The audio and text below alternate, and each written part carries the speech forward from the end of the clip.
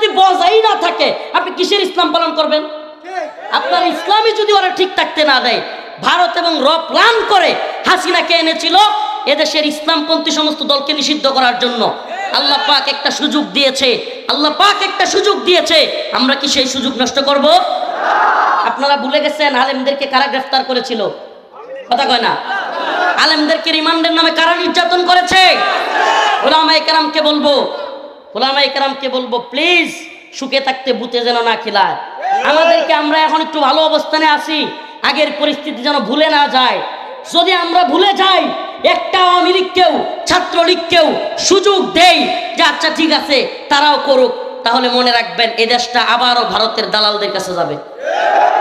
আমাদের আঞ্চলিকভাবে যারা বিএনপি আওয়ামী লীগ অমুক দল তমুক দল করে, আমাদের তাদের প্রতি কোনো আক্রোশ নাই, তাদেরকে মারার দরকার নাই, কিন্তু যদি